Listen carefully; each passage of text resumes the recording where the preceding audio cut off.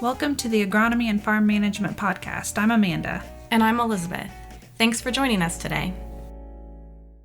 So today we're going to talk about farm transition, and we can't believe this is a topic that we haven't covered yet because it is so critical to sustaining successful family farms. It's a lot more than just dividing land equally among the next generation. In fact, that can be one of the most detrimental actions you can take if you have an heir that wants to continue farming. OSU Extension and a few other organizations in private industry do hold workshops each year. And David Marrison, who's joining us today, is a constant at those programs because he does such a fantastic job. Speaking from personal and professional experience, he's going to pare down what is usually a 2-day program into 20 minutes today. But because that's a really short time, there's a webinar series that's beginning this month if you want more info, and we'll talk about that a little later. With all of that said, I'd like to introduce to you David Marrison. So welcome, David. Could you please tell us a little bit about yourself? Well, absolutely, Elizabeth. Thanks for having me on with you and Amanda. I am the County Extension Educator for Agriculture and Natural Resources in Coshocton County in East Central Ohio. Been here for 2.5 years. Prior to that, I was a County Extension Educator up in Ashtabula County, far northeast Ohio, for just over 23 years. And that's where I was born and raised, on a small dairy farm. And that is where I have a lot of my personal experiences on the hardships of farm successions and just the horrible things and some of just the challenges that it comes when transferring a farm from one generation to the next. Yeah, I know sometimes you've talked about these programs and you'll get people come from a couple counties over rather than attend in the county that they reside, just because of some of those issues. And that's an unfortunate situation, but this podcast and the webinar we mentioned will hopefully meet some of those needs as well. And you typically focus on kind of the business management scenarios that help farmers succeed into the next generation, where like Peggy Hall or someone with private practice looks at the legal options. So we'll focus on that today. I think we want to start with the big picture questions.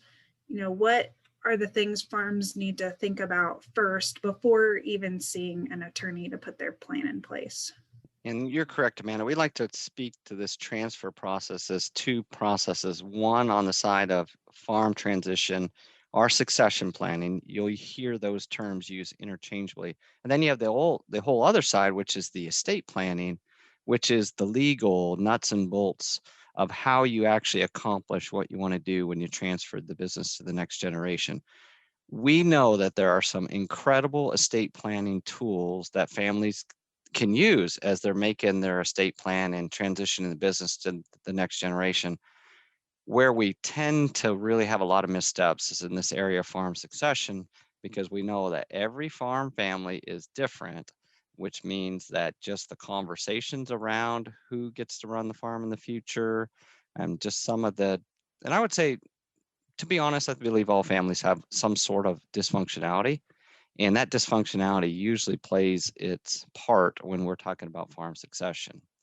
So where we start off, and I'd like to just put these in question formats, and the first question we'll ask farm families is, what do you want to happen to the farm in the future? Now that seems kind of common sense, right?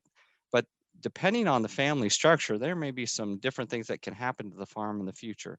For instance, maybe the family, the desire and what will happen ultimately is that you pass on the farm as a farming business to children or our heirs. Now, when I say our heirs, sometimes we may not pass the farm on to our blood relatives. Most generally, that would be our children. Sometimes it may be an heir, someone who runs the farm that's completely outside of our family. Or maybe we will want to pass our business on as a business just to somebody else, that non-blood relative again.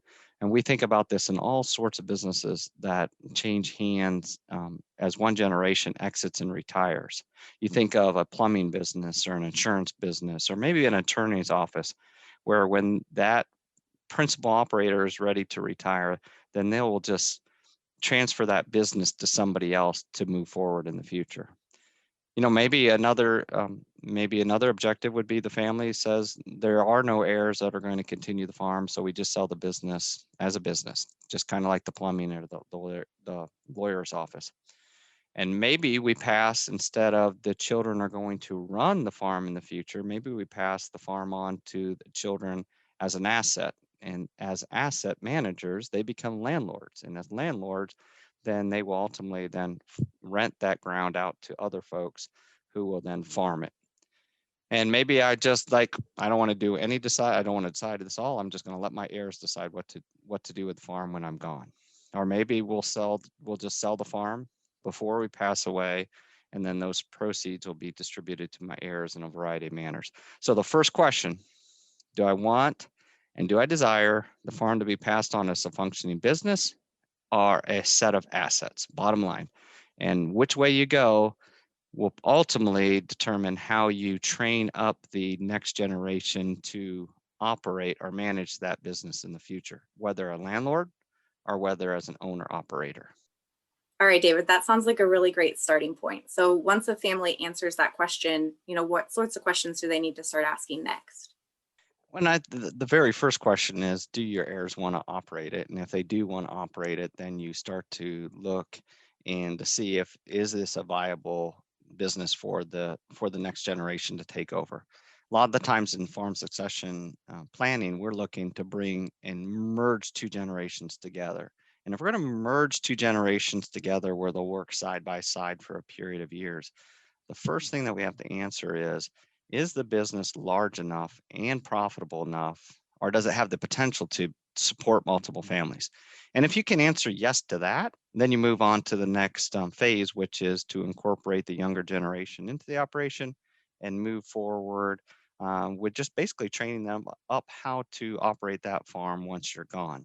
Now, there's a lot of varieties of tools that we can use. We can use looking at yearly balance sheets. We would encourage you from OSU Extension side, our FinPack analysis team is amazing, and they can help you look at all sorts of the balance sheets, cash flows, and if you're looking at maybe I need to do something different or expand, they can look at that going forward as far as if we're going to expand, will it be profitable enough for us to do that? And we would encourage you to look at doing a SWOT analysis. And then we talk about a SWOT analysis all the time. It's about the strengths, weaknesses, the opportunities, and the threats of the operation. And this would be a whole farm analysis. So every sector of our business, whether that be the financial side, whether that be the machinery equipment side, whether that's our employee management side or our crop or livestock production side, what are the strengths of each of those? What are we going to capitalize on? What are the weaknesses that we need to overcome? And the strengths and weaknesses are usually internal to the organization.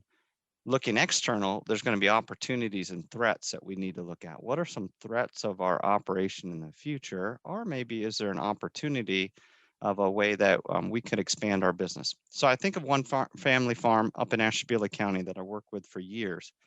The opportunity was they wanted to have multiple generations in the farm family, but it was a small dairy farm. And you can think they're making $250 to $500 per cow per year. And that's basically enough on a 50 cow dairy. They were a one-person operation. But in order to bring back the son and the daughter-in-law, they looked at an opportunity. And that opportunity was the daughter-in-law was an incredible cheesemaker. So she took an OSU cheese making class. And then by the next spring, they were up and running with an on-farm creamery. So they were able to maintain the size of the herd that they had, but in order to add the income stream to have the next generation join the farm, they were able to add the creamery into the mix to get enough income for both generations. So I think what we see on a lot of farms are the son or daughter comes back to the farm without any recognition that we need to make enough money for both generations.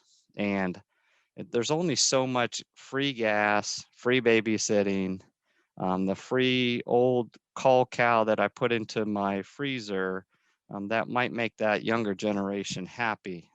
They need to have income so they can support their family living expenses. And if you don't do a good analysis on the front side to make sure there's enough money for that, you could run in trouble in the future. Yeah, that's a great example. I read an article a few weeks ago about how the last decade was kind of the decade of side hustles. It seems like everyone has a side hustle. That's and right. Yep. Yeah, that's kind of what I've noticed with, the younger generation too, is they're not looking at just what the operation has done traditionally, whether it's livestock or crops, but maybe some specialty crops or specialty products that have a value added component to them. So because land, I think, is what's driving that a lot of times too, is it's so expensive and it's hard to expand that way anymore. And it's amazing how some side hustles can really become a major part of that farm's cash flow, mainly because sometimes our side hustles, we're working in an area that we really, really enjoy. So we're really going to put our efforts into it.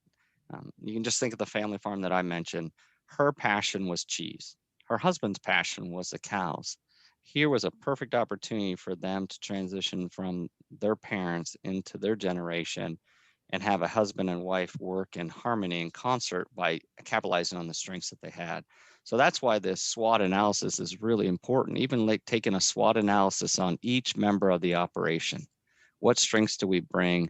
What weaknesses do we have to overcome? And are there some hidden talents that we have that might our side hustle? I love how you say that, Amanda, that side hustle that brings more income back into the farm family. Yeah, that's a great point about, usually having a passion for that. And you mentioned the farm business analysis, and we did do a podcast on that. It's episode 22 if folks want to listen back. And let's move on to communication and maybe developing the next generation. So how do we gain some better understanding of how we should treat the farm as a business and develop those communication skills and management skills?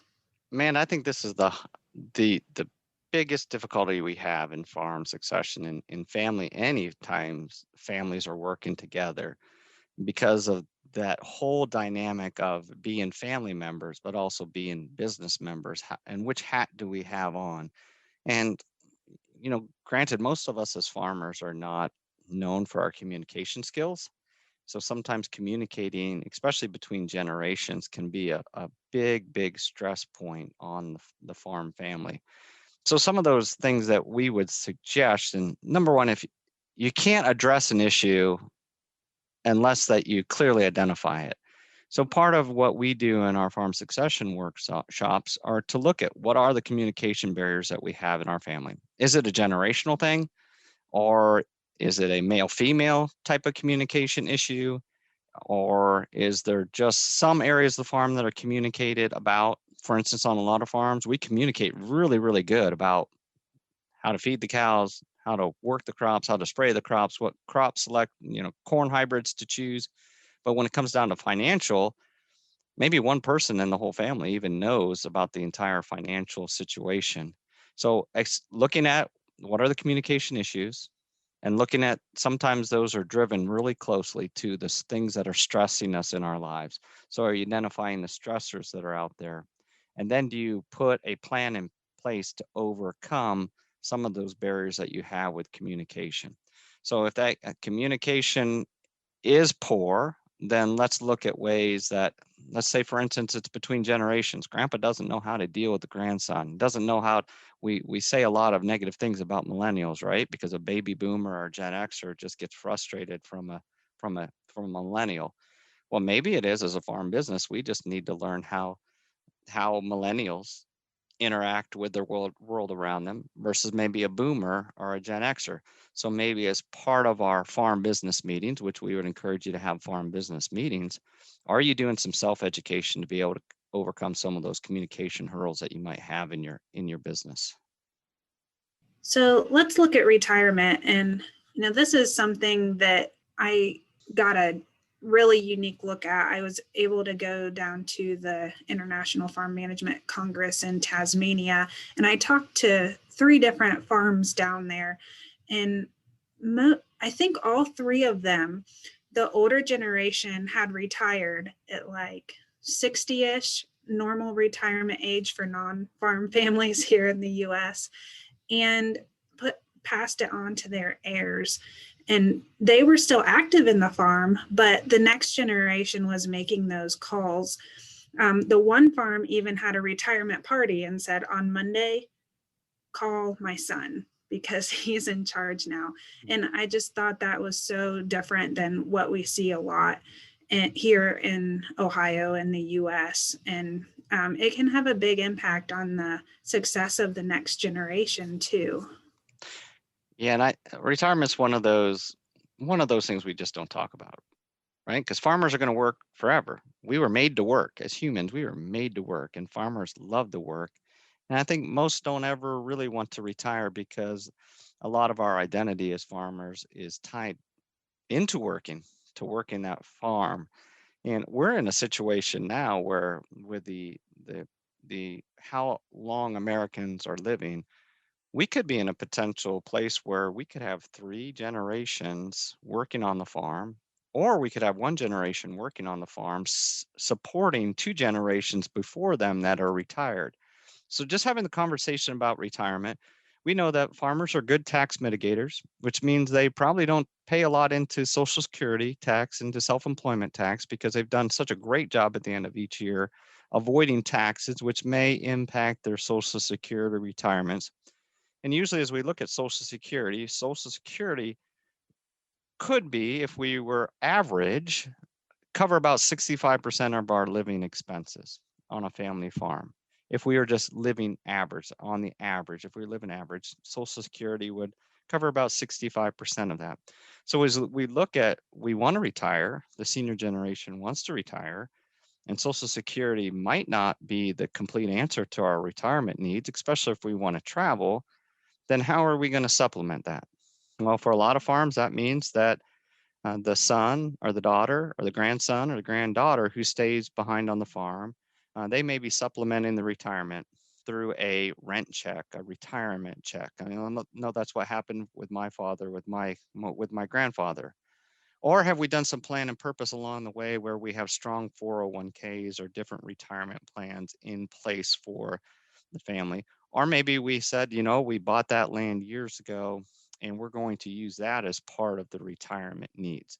So just having that conversation on how you're going to retire. And I think that the conversation on top of that, that's even probably more gut wrenching, is how are we going to make sure that we have adequate health insurance coverage when we go into our retirement years as well? Just because you retire doesn't mean you have to stop working. I think it's important for people to enjoy the hard work that they've put in. And so you step back and maybe become a farm employee and continue working that way. And then get a salary, show up for work, clock in, whatever that might be. But let the next generation make those stressful decisions. And it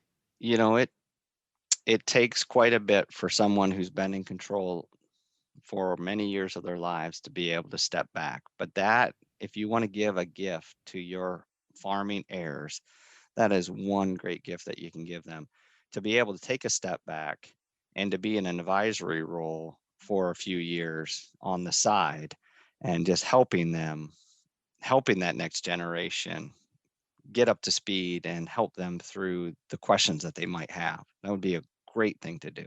And starting that transition early can really help set you up for the next topic that we're wanting to touch on, which is, when unexpected events happen and how you can be prepared for that. So, David, how do you recommend going about making sure your transition plan has you ready for a situation that you might not be looking forward to? Yeah, I'm like a fatalist, right? I think when I'm having my tractor time, I think of everything that could absolutely go wrong. And you talk about the transition. I always say that this transition should be like a 7-year process from the time where you think like, we're going to start to transition this. This is not the worst thing that can happen to a farm, is that the farm transitions overnight from one generation to the next. And when I say overnight, I mean someone dies and the next day they're not there, and the next generation, that is their first full day of being in charge. So if you're going to set it up right, this should be a process. That process that could take 5 years, 7 years, 10 years, but you have that process to move that control from one generation to the next. Because I think, and we challenge you to think about the different things that can happen that can derail a good transition plan or estate plan. Think about death. Think about disability. We're a hazardous occupation in farming, so there could be disabilities. We know that 40% of all marriages in the state of Ohio end in success, which means 60% are going to end up in divorce. So what happens when a divorce occurs in some of the into the lives of an operator of the farm? And then after a divorce usually comes a second or third marriage. And then how does those next marriages, how did they have an impact on the business? Mentioned about medical concerns with having insurance. Well, what happens if one of the members of the family goes into the nursing home? And we know that can be an incredible drain on the farm's assets if you're paying for a nursing home stay. And then you think about what happens one day. My brother, who I've been farming with for years, walks in the door and says, I'm out. I want to retire.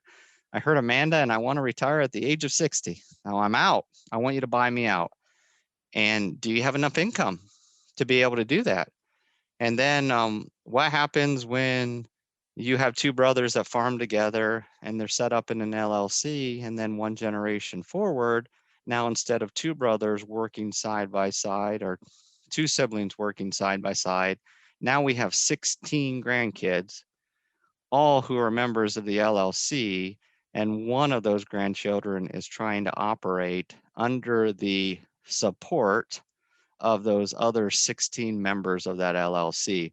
So there's a lot of, and one thing that I have on my list that I always put global issues up on the screen when we talk about the unexpected. Well, 2020, great example of a global issue that could impact agriculture. We're still feeling those effects even to this day. But how can you be prepared for what I would say, oh crap moments or the unexpected? And just think about that. How would you deal with those? 2020 has given us a great opportunity to learn on how resilient we are if crazy things go on around us. So we're about out of time. There's a lot more that goes into this. I think one of those is fair versus equal. And that's something that you guys typically push in these. Fair does not necessarily mean that it's equal or vice versa. We don't really have time to get into it, but maybe give us a little bit of a teaser for that and some other things that we might hear on the upcoming webinar.